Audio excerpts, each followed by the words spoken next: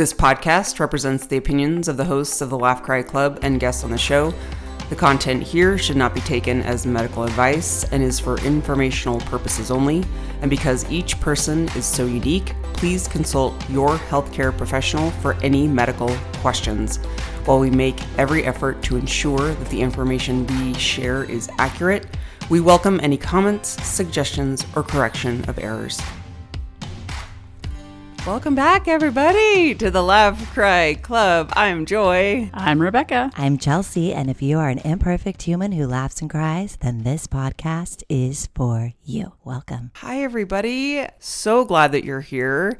If you're new to the show, we are even more happy to have you in the club because this club continues to grow. It is the all-inclusive Laugh Cry Club. We are 3 licensed therapists with loads and loads and loads of experience in mental health, here to normalize the human experience and talk about emotions and hopefully make you feel less alone. So we are so glad you're here. We start every episode with a laugh and cry of the week, and then we are talking today about cognitive dissonance, a little bit about cognitive distortions. It's a big topic right now around belief systems and a lot of division in the world right now and how we can kind of open our minds. Last week we talked about curiosity, and I think this kind of goes very nicely with that discussion as well. So Chelsea, who's going first for the laugh and the cry?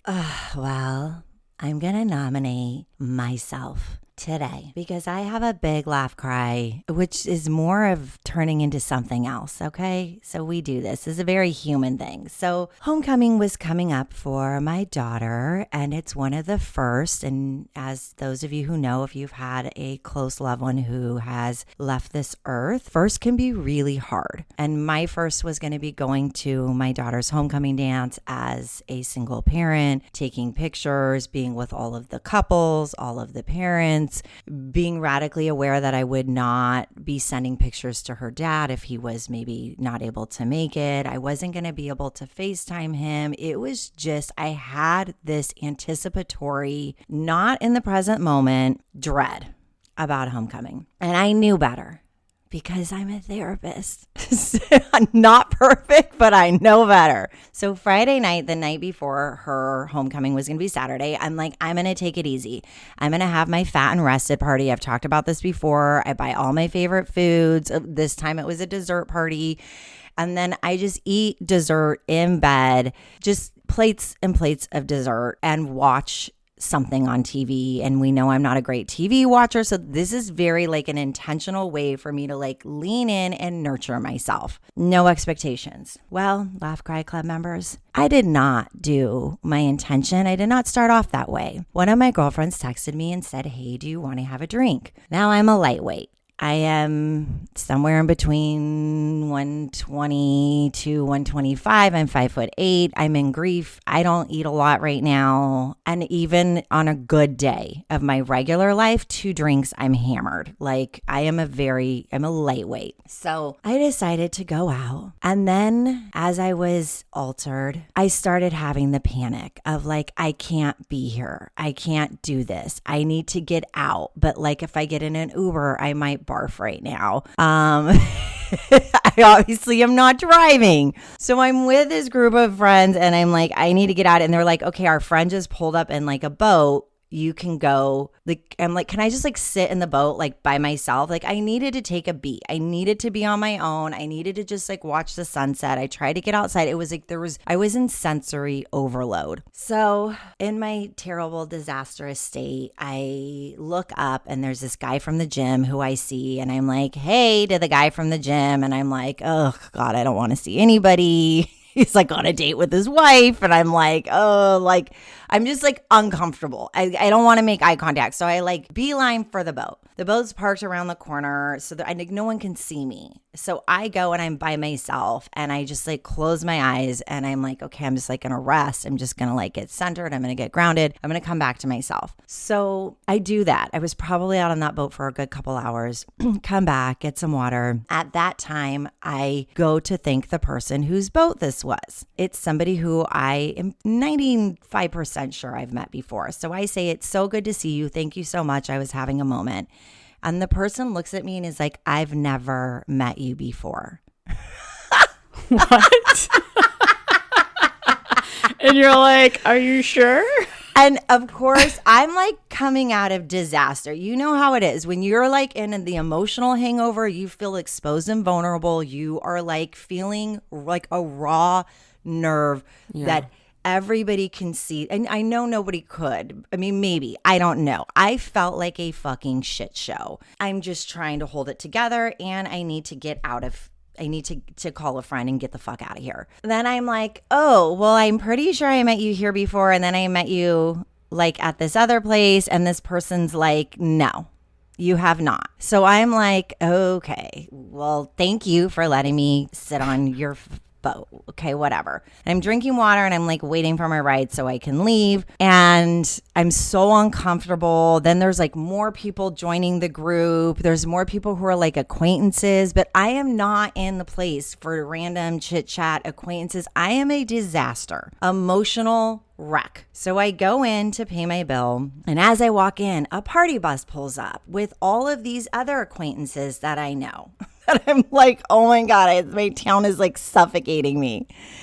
And one of the like husbands, whatever, a man is holding open the door, and I have to duck under his arm to get in to pay my bill because there's like a train of people coming up from the like literal party bus. So I go in, I pay, and I'm like, can I get a water? I need a water to go. And I'm getting ready. My ride's coming. I'm getting ready to leave. And I go under, and this guy is still holding the door, and he yells, I'm coming. And I look over and I go, yeah, you are. Why? Why would I say like, what the fuck would I say? Yeah, you are. What is wrong with me? I'm like, yeah, you are. And then I skip off into the night.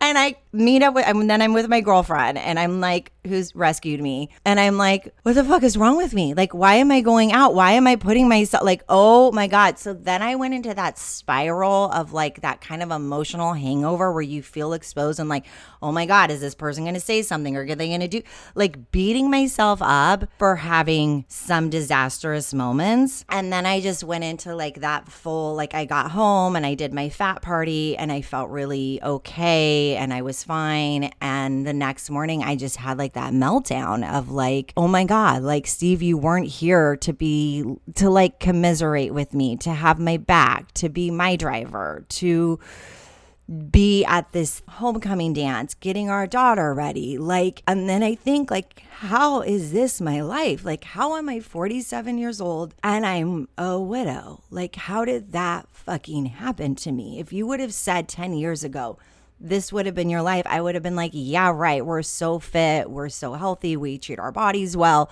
It just kills me. So that loop has been where now I'm like, oh my God, I went to the gym and I saw the gym guy and I'm like, oh, like hiding, like I can hide. Okay. It's not that big. I live in a small place and I'm like, I don't want anyone to see me. Do I just like put a PSA announcement on my body that just says like, I'm in grief? I might do some weird shit. I might do some stuff that's embarrassing. Like, I don't know. It was a like laugh cry. It was terrible and horrible, and it's a little comical in the worst way. Well, it's like when we were talking a few weeks ago when you said something to the guy where you're like, my husband died, and you were like, why did I say that? Like things just like fall out of your mouth. Where I was like, yeah, Marianne, our friend Marianne, saying like, we really should be able to like walk around with a sign or with clothing that signifies, so that we don't have to explain, so that you don't take on that emotional toll of like being socially acceptable, because that is not fair. It's not fair that the people who are in grief have to be like, did I act weird? You know what I mean? Like, we should have an explanation that you don't have to like apologize for your behavior, that everything is okay that you do. I want to say that this is actually ties in with our topic today of cognitive dissonance, where you have a certain belief of how you should be and then the behaviors, and then it leaves you with all these terrible feelings. And it's like, Chelsea, I love you so much. And I'm like, you lean into your badass self and be curious. And you say these things because you're a playful person and you're really curious. And it's like, if somebody looks at you strangely, let them. It's like, You be the wonderful spirit you are and keep doing what you need to do. Other people can have whatever thought because that's theirs. But I don't want to see your light diminish because you're amazing and you have so much to offer the world. Rebecca, thank you. That's my hardest part about this, my truth. And it is a cognitive. My truth is that normally I do not care. And I'm like, okay, I said this thing, I did this thing. It's fine. That's what I say a lot. Who cares? And it's fine. This, I don't know why this bothered me so much. I'm going to have to do some work around it. And the only thing I can connect it to is lately when I have the feeling of excitement, my body is interpreting it as anxiety because I had so much anxiety and anticipatory grief going through cancer. And then the last 9 weeks being in that hospital completely traumatized me. And I think what's happening now is that trauma it's starting to get mixed up with that kind of light, like who cares? And I'm flowing and la la la la. I think now, like that's starting. I think as my emotions become more fluid, it's almost okay. Here it is. Now I figured out the therapist myself. As emotions become more fluid, there's room for more emotions. And now what's happening is now I haven't experienced like excitement and fun, and like those are all things that are coming back. Those are pieces that are coming back, but also what's happening with that is my body, when my heart goes fast, I'm like having a hard time, like, is this impending doom, anxiety, something bad's gonna happen? Or am I excited? Or am I just dysregulated? Like I'm having a hard time, which this morning I woke up and I'm like, I need to go back into therapy and do a lot of body work. Like I've talked through stuff, but the talking is not. I need to go through and physically discharge because the physical part is then talking shit in my head and being like, well, if you would have just behaved better, like you wouldn't feel like this. When the truth is, I am in grief and my world has exploded. And it's okay. And I'm light and playful on the best days of my life. And I say things that are whatever because that's part of who I am. I hug people. I meet randos. I love strangers. I connect. And I think now it's getting into this anxiety place, which tells me, that I need to like do some hardcore body work and get it out. Sad. Why am I so sad about this? Okay. Well, it's everything we've talked about on this podcast of like the only way out is through, and it sucks. Like we don't want to feel that. We know it's going to fucking suck. Having this like revelation is very powerful for you, and you're like, it's hard. Yeah, I know what it's going to be. It's going to be I have to do it in order to not have the whiplash. That's the truth. I have to go through and release from my body with a professional helper to not have the whiplash that I'm starting to experience, because now I'm getting a little further away from things, and now my body's like, oh, well, we're definitely not safe. We didn't live in safety for years. Let's jack that up again. Okay. Well, I just want to say, so I've got to pass it along. Sorry. No, I love that you called it whiplash too, and just recognizing it. And this also is a testimony to people, listeners out there, of like, once you start talking about something, a client often starts to figure it out themselves. And I'm not saying like this was a therapy session, but you clearly were like talking it out, and you're like, whoops, I actually kind of know what this is. Obviously, as therapists, we can sometimes identify things quicker, but not always. We're not like, we're not know-it-alls. Like, do as we say, not as we do.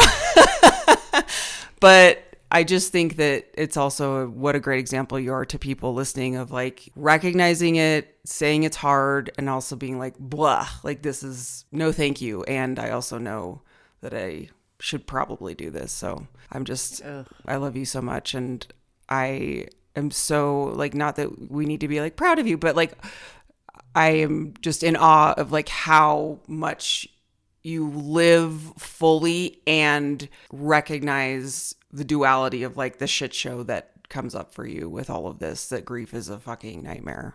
It's a nightmare. And then throw in trauma, and then it's like a double disaster. Okay. I love you both. Thank you. And thank you. And yes, thank you, because I was getting stuck in my head. Who's Einstein who said you can't solve the problem with the same brain that created it. Mm-hmm. So my brain created that problem, and I needed this conversation loosened. And now I know as I talk through, I'm like, okay, this is very solidified. When we hang up today, I'm finding a trauma specialist, which will pass me over to somebody who's wearing a shirt that could be a cognitive distortion because it is black and white.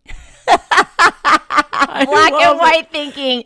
Great call out. Great call out. Could be all or nothing. You're either perfect, Chelsea, or you're a complete fucking disaster. Yes. The yin and yang of it's life. It's actually the yin and yang. I'm passing it over to Joy with her cute, cute sweater and her beautiful face and her wisdom. Joy. Thank you so much. I wore this sweater today for you all because I was like, it's a little chilly in Denver today. It's kind of like rainy and cozy, and we're like jumping headfirst into fall. And I wore the sweater because when I bought it, I was like, this reminds me so much of dopamine dressing, because it's just a huge sweater, very oversized, with a huge yin and yang. Half of it's white, half of it's black. We've got the black and white thinking here. So my laugh cry is pretty cut and dry. I was thinking about this morning, and I was like, my life's been pretty fun and reflective since my birthday, but my wedding anniversary was Saturday. So September is a fun month for me because not only do I have my birthday and my wedding anniversary, but I have a lot of people that I love. Their birthdays are in September.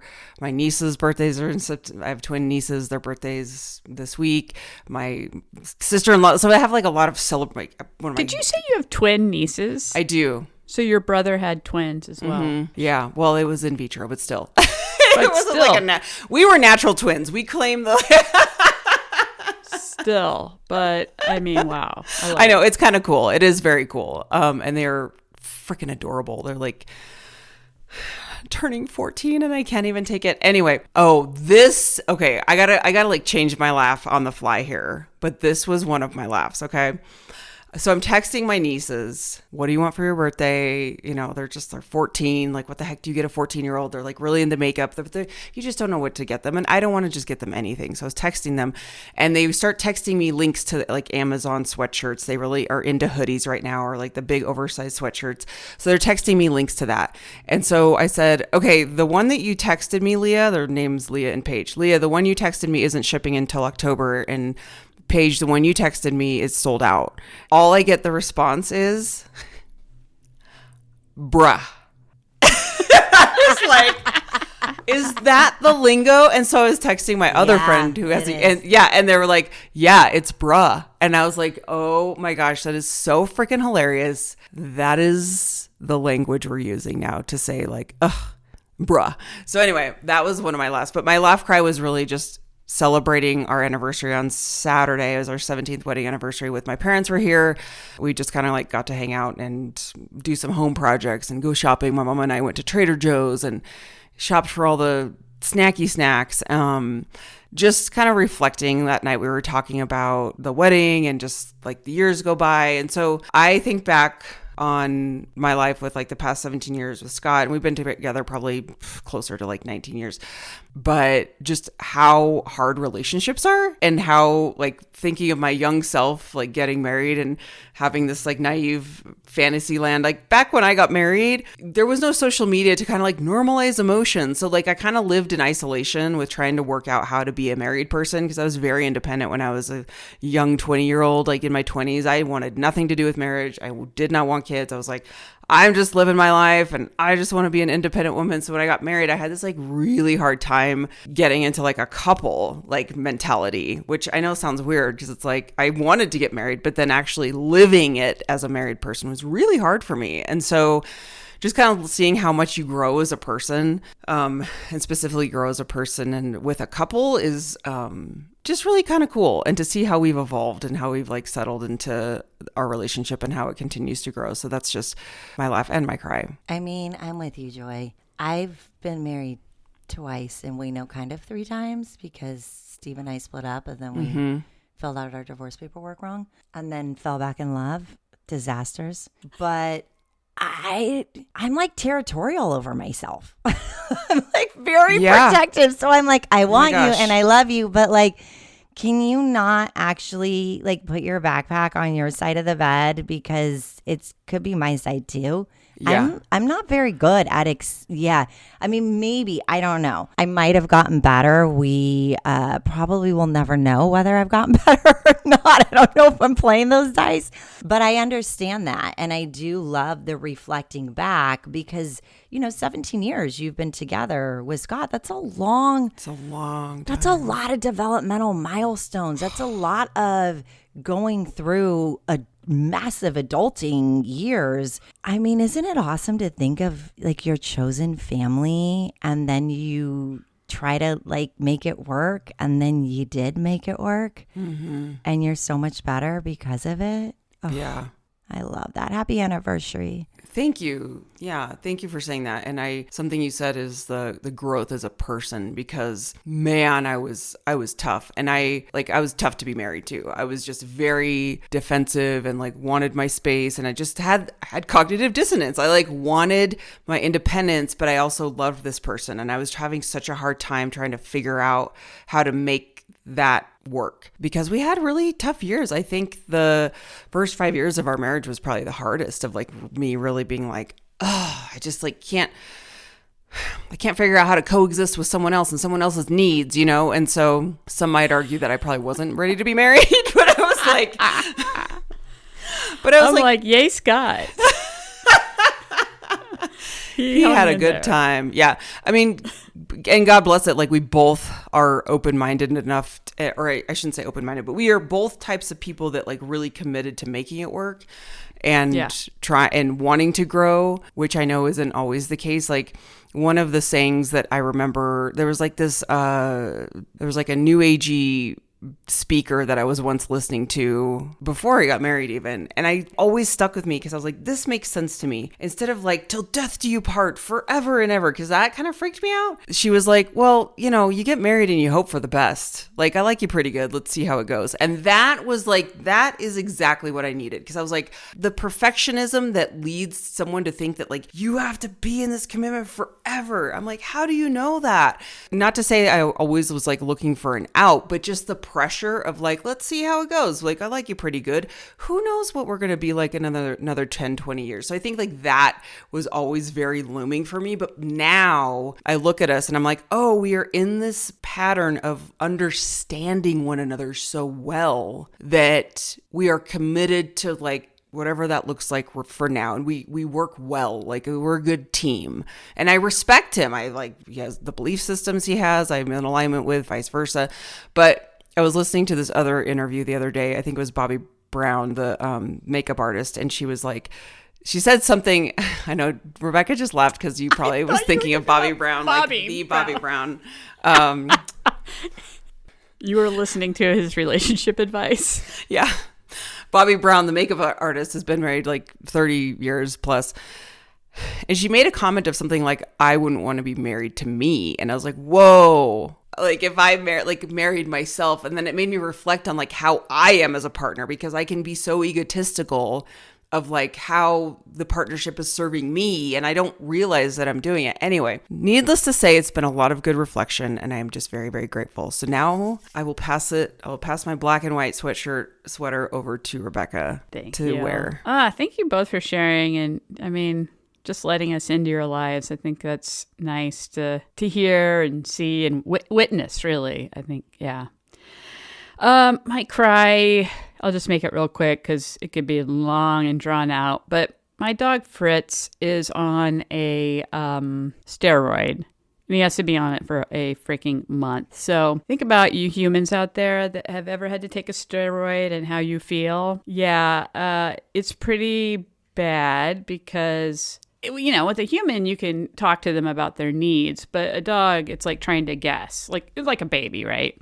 Do you want to eat? Do you need a potty? Do you need to go for a walk? Like, are you in pain? There's like all this thing. And so he's been so restless, and the evenings are like constant whine fest. And it's like, try to take him out for a walk. It's like, is that what he wants? Do that. Take him potty, do his business, in and out, in and out. Give him some more food because he's so hungry right now on steroids. And it's like, nope. And then it's like, does he want in his bed that Ruby's in? Because they switch out of beds a lot. And it's like trying to get Ruby out of the bed so he can be in there. And just like, it's a whole thing. And it's just like, there's like no relaxation in the evenings, and then nighttime is really hard. Chelsea, when you're talking about being out with a flashlight, it's like poor Robin had to get up at like 3 a.m. today to start the day because I'd like say I'm not getting up at that point. But and we ask Rebecca, how is she to be married to?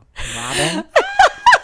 Just kidding. I couldn't help myself. No. I mean, I wouldn't want to be married to myself. That's for sure. What? Okay. I'm not really actually meaning that. But yeah, getting up at 3 a.m. with a dog reminds me of getting up as a baby where you look at your partner and you're like, I don't know if I could love you. At least that's how I felt. Exactly. So yeah, it's been really rough, and it's like sad because he's so cute, but he's so whiny, and GSPs are known to be really whiny anyway. So it's like a whiny GSP on steroids is like, I don't know. We're gonna have to call the vet and be like, what are our options? Because we're only halfway through, so we have like 2 more weeks. Yeah. Oh my gosh. Yeah. It's so crazy, but we're gonna get there.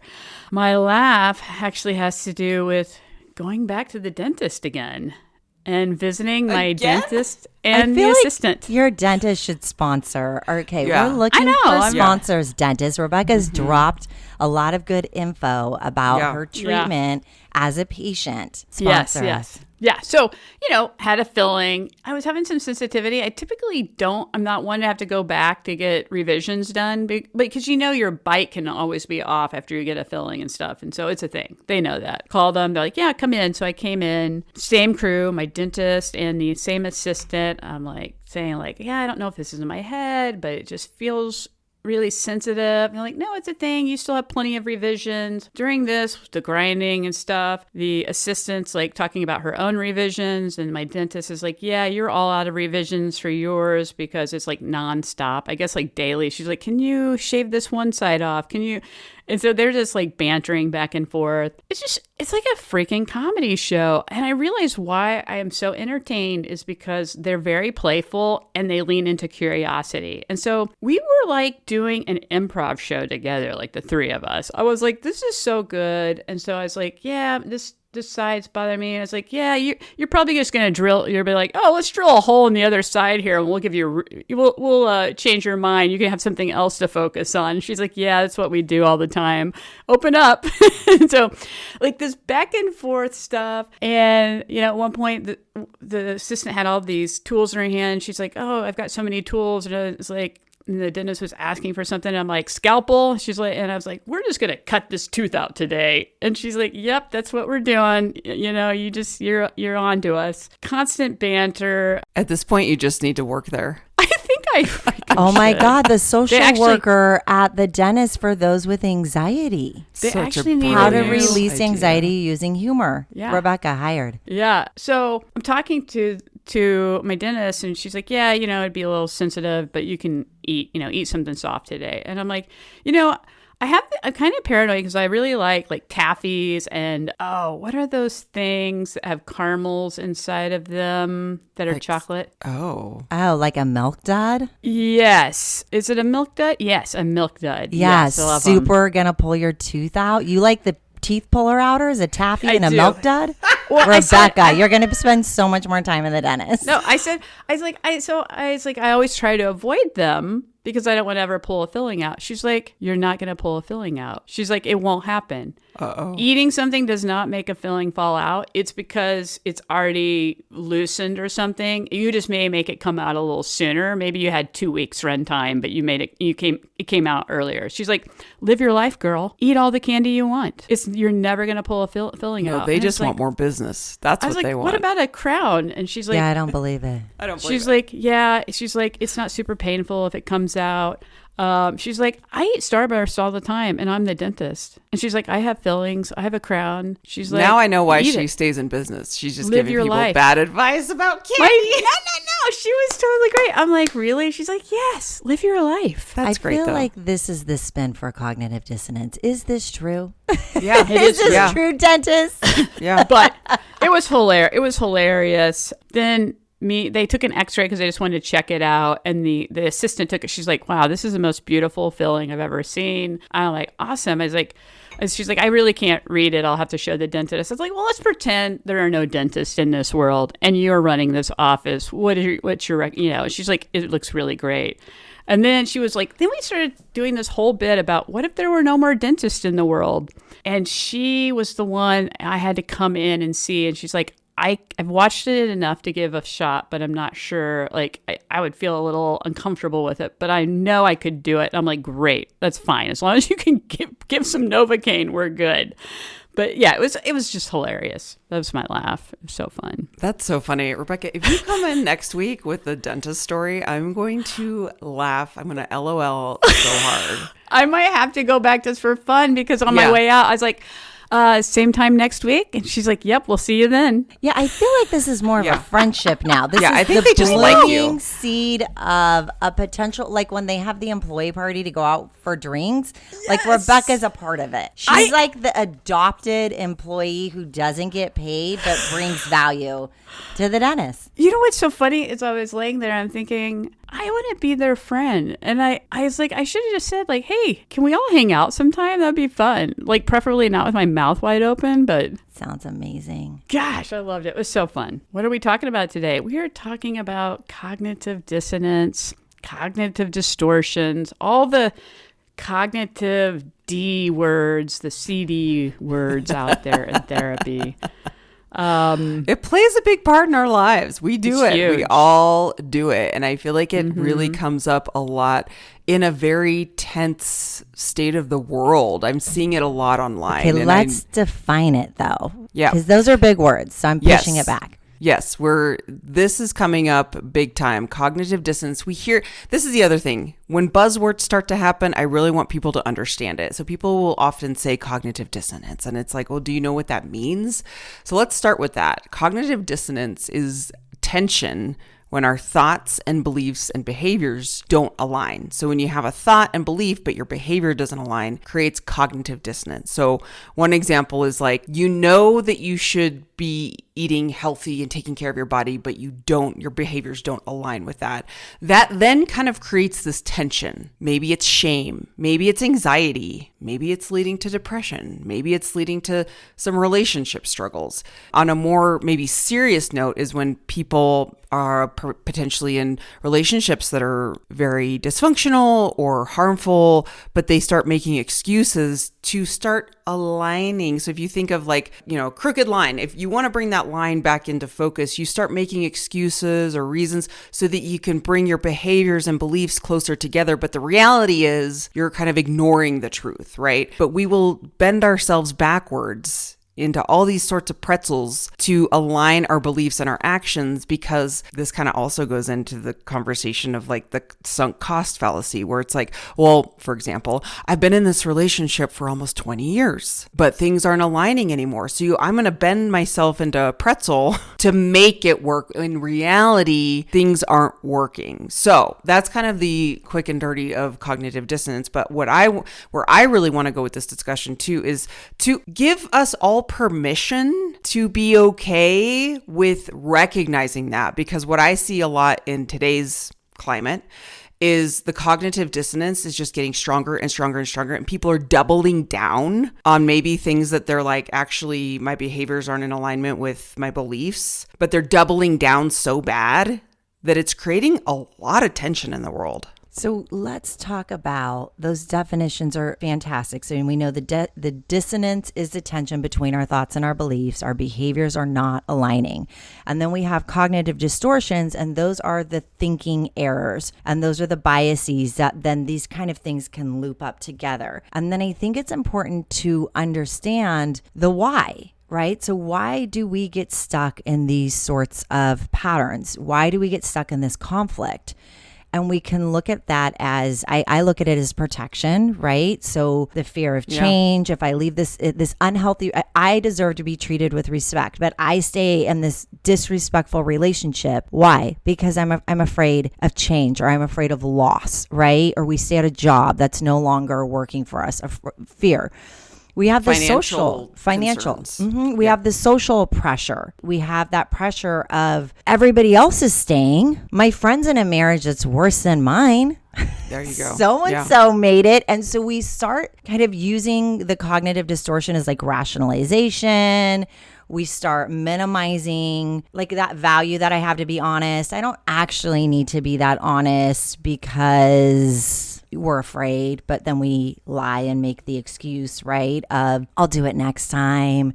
It's good. I don't actually feel this way. So it's kind of, I look at it, it's like a mind fuck that keeps happening. Between our beliefs and our values over and over and over again. And we're all vulnerable to this. But unless we can go a little bit deeper and figure out the stickiness of, am I trying to protect myself? Am I in fear of loss? Am I in fear of losing control? Fear of being wrong. Being wrong, or my favorite, you just changed your mind. Okay? You just changed your mind. You just changed your mind. Yes. I think I saw a quote on the internet somewhere where it was like, it's okay if after years of believing one thing and if you have new information, it's okay to change your mind.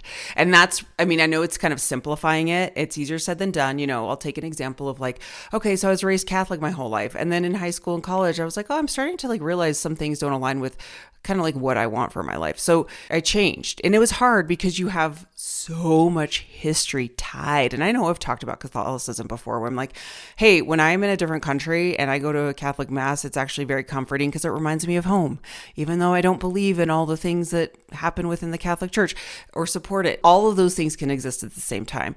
Or, you know, when someone's in a really toxic job, like my story about Kaiser where I stayed because I was like, well, the pay is good. And like, I'm never going to find a job like this ever because mental health, I mean, you really got to stick it out because mental health doesn't have like great jobs and they don't pay well, like the story. So I was way out of alignment to a point where I literally was physically ill. So like, these are the things that you start. And when I was out of it, I realized I was lying to myself. You know what I mean? So it's like, what are we afraid of, to your point? Like, what is the why?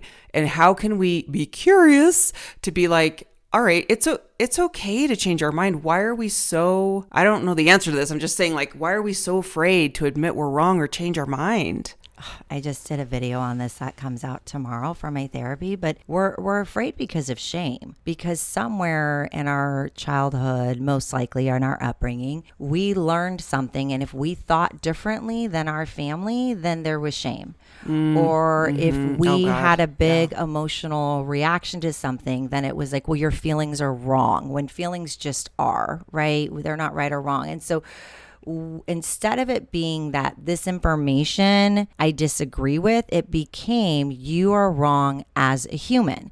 And when we feel wrong as a human, then, I mean, even if we think about this, like with a family who wants everything to look a certain way, so you're willing to go to extremes of cognitive dissonance in order to keep the family looking a certain way. Right. Why do we want to look a certain way? Because it's protection. Why do we need protection? Because if somebody actually sees my messy self as a human and sees this, then I am vulnerable to getting hurt, abandoned, rejected. But shame is something's wrong with me. And so we radically protect against shame because it feels terrible. So would it be kind of like, as you're talking about that, it's the outer, maybe the perception of not being able to face being wrong or changing your mind? What are other people going to think that people struggle with? Yeah, I think it's people struggle with being an individual, that they struggle with being the one person maybe with that belief, because it's all, I agree, Chelsea, it's really about shame. If you just look at,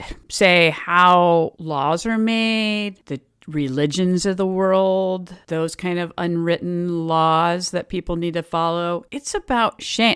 Shame keeps people in order. Shame makes you follow the rules. Fearful people are easy to control. Yeah, they are. And so, hold on. Fearful people are easy to control. Thank you, Joy. I feel like there's this, that's what it's really about. It's that when we look at world and people and just like how the science behind how humans interact and how we like keep moving a society and have some sort of like law and order, that it really is about this underlying shame, because that's what keeps us all in line. And then people don't want to step out of that because one, you'll have your own personal shame, your own family history shame, and then society is going to shame you. Then maybe your religion is going to shame you, and then maybe like law enforcement is going to shame you as well. And so it's just like we're just walking around being shamed all the time to keep us in order. Well, and let's go broader with that, Rebecca, is we look at media,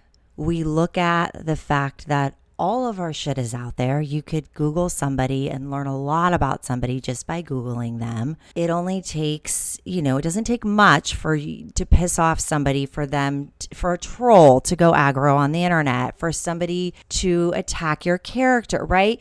So there's all of these things. When we look at that brain wired for survival, we are meant to be social beings. We're meant to have community. We're meant to know what our role is in community so that we can all get along, so that we can have people who are bringing in the food and building the house and doing all these different roles, right? And so now our roles are so abstract, and we have all of this external pressure and misinformation and just too much. Yeah, shocker. We're all a little fucked up right now. Like, I love animals, and I don't know if I should eat meat, but I'm going to try and buy the cage-free eggs. But are they actually cage-free? Like, I don't fucking know, right? Like, we're just going around trying That's a good example. Yeah, we're like going around trying, like, with so much information, because there's too many layers between us and our food. Too many layers between us and our news. Your news used to be what was happening in your community. And then there was writers who were on site. We're like in a pressure cooker where we're so vulnerable. And now the shame becomes not about just the shame that I'm going to feel. It's going to be that somebody else is going to see this about me as well. And then I'm really wrong. And then I'm really messed up. And then I'm really vulnerable. I mean, we see this all the time. People can't get jobs because they had a fuck up. And their stuff has been on blast all over the internet. We see this with somebody disagrees with somebody and they go after your family. Like, we see this impulsivity, this reactivity that keeps happening. And shocker, we're all having some cognitive distortions. We're all having some cognitive dissonance, and we're really radically afraid to change our mind and to explore those things unless it's within, hopefully, a safe place. Ugh, there's so much. What are the steps that we could do to recognize this? Because as you're talking, I'm like, wow, this brings up so much around safety as well. This is definitely not a conversation meant to be like, you just flip the switch and change.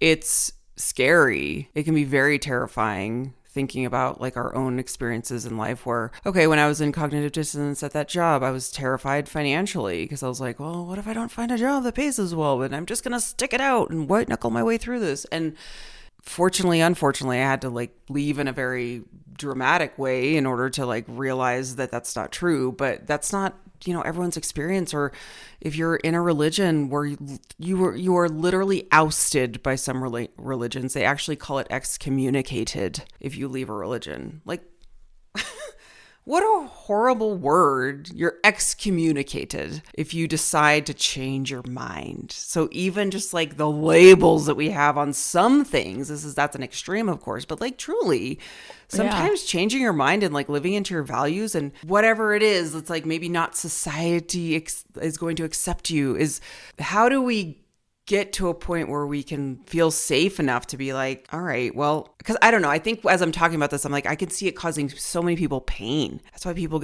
have so much pain if they're, afraid to live into their full self of like whoever they are. And maybe they want to dress a certain way, or, you know what I mean? Like, I don't think there's one answer. I think it's just more of recognizing that we see you, to give permission to take maybe tiny steps to say, what are my values? And am I living close to those values? And if I'm out of alignment, how can I get closer to that middle? I think, Joy, when you're talking, the first thing that comes to my mind is how huge this is. The second thing that I look at is mindfulness. Mindfulness means taking time to listen, to see, to connect with your body, to notice what's coming up. As I was beating myself up for not being perfect when I know I'm not perfect, and my values say be authentic, I also put myself out there professionally, which is not easy to do. But I do that because if I can normalize the human experience of being messy and being kind of a shit show sometimes. If I can help another person, it's worth it to me. So if I can go big and I can get mindful with, I'm feeling anxiety right now, and anxiety isn't actually an emotion that's helpful. It's actually about something that's not even happening. It's actually all these things. I can look right then and say that anxiety is not true. I am not in danger right now. I am okay. So then what is happening? Then I get curious and I break it down and I kind of can reflect mindfully. What happened? I was feeling emotional. I went out when my yes, it needed to be a no. And I knew that, but I went against it and was like, you're fine, push through, go out. I'm thinking in my example earlier, go out, do the thing, like pushing ourselves, continuing to not pause and observe and reflect. We need to pause and observe and reflect and get mindful and get curious so we can start to see what is aligning and what is not. Our body tells us when we're out of alignment because you start to feel anxiety. You start to feel like how I explain, like I'm raw, I'm wide open. Okay, then maybe I don't need to be out in the world. I certainly don't need to be at a bar, and I do not need to be taking in any sort of alcohol, right? Like these are not good ideas when you feel that way. Right. I know this, but I'm doing it anyways. Why? Because I don't want to feel the way that I'm feeling, which is vulnerable and sad and grief, right? So we've got to get big. We go big and then we get small again. We go big and then we get small, and we need to have grace for ourselves. We have to have grace. So mindfulness, I would say, being mindful. What are my values? What am I feeling? Is my body is my face matching my body? Am I smiling when I'm really sad? Am I going along with something, but then I come home and I have the ick about it? Did I read something and I was like, ooh, that didn't land with me, but then I'm pretending like I'm okay and I'm liking it anyways? Like, where are we abandoning ourselves? Yeah. And then who do we have that is safe to have a brave conversation of somebody who's going to love you because they just love you? Yeah. That's really it, right? Because that shame that goes all the way back to childhood, that's what everybody deserved as a kid, right? They deserve to be seen, to be heard, to learn how to come up with their own opinions, their own conclusions in life, their own values in life. They deserve to have a parent who helped guide them. But our parents are just big kids too. So anyways, this is a lot. One of the steps that I hear you saying that really resonates is a step people can take right now is just promise yourself you won't abandon yourself. Make a promise. And also, even if you can't make any big changes environmentally around your space, whether it be on the extreme end of leaving a job or leaving a relationship or leaving any situation that feels out of alignment with you, to recognize it and to not stuff it down, to not lie to yourself. Pause. Yeah, to pause and say, okay, this feeling is coming up. I'm going to honor this feeling. I'm going to let it breathe. I'm going to let it out. Get curious about it. And if you have a safe person to talk to about it, even better. But promise yourself that with this coming up, that you don't stuff it, because I really feel like this is causing so much disconnect in the world that people just cannot honor that within themselves. And it's causing so much anger, sadness. Yeah, it's almost like we need to shut it down. If you're feeling really disjointed, dysregulated, it's almost like, and I know I'm doing this too, I'm on social media way too much. I'm checking out a lot, and that is creating more anxiety, and it's going exactly against my values. That right now I'm in an intentional pause to go through grief and loss and to live big and to reconnect with the things that matter. What the fuck am I doing? Scrolling, making myself more anxious. Like, what is happening? Searching for safety? We know this doesn't work, right? But we're in the loopholes. And so, pausing and shutting it down to reconnect with yourself can be very powerful. Chelsea, very powerful. Is it like the brain being lazy kind of thing? Yeah, it's the path of least resistance. I don't want to feel, I started doing it this weekend. I don't want to feel my grief and loss. It feels too terrible.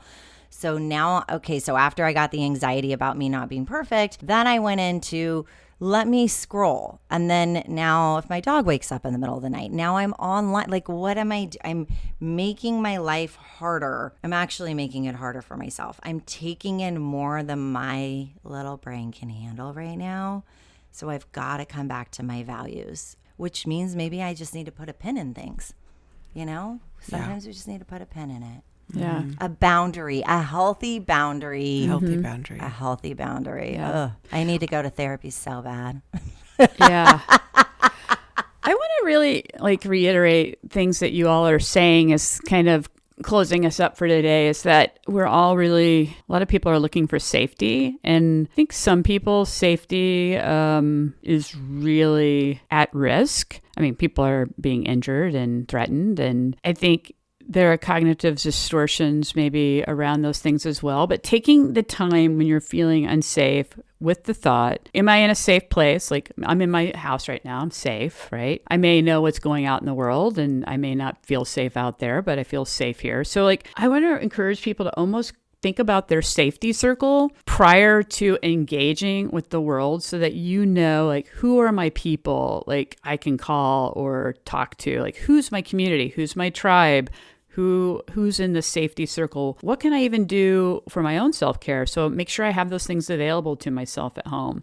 It's almost like planning for safety, like we do as therapists for people that are feeling suicidal or self-harm. But I think it's so important that we can all think about our own safety circle right now and make sure you're aware of what's in your circle and who are those people ahead of time, so that you don't feel, we're gonna feel dysregulated, that's for real. But how can we try to save ourselves from super spiraling out? I think that's really important. That is such a great call out, especially right now when everything's online and people have opinions online. And one of my rules right now is don't look or read about other people's opinions that you don't know. Because I only want to talk to the people that if I feel safe with, and we're just flooded with opinions and people processing online. And that, I know that's normalized. I don't think it's normal. And I think that is something that we really need to be careful with. So wonderful conversation, my lovely friends. Next week, we are going to talk about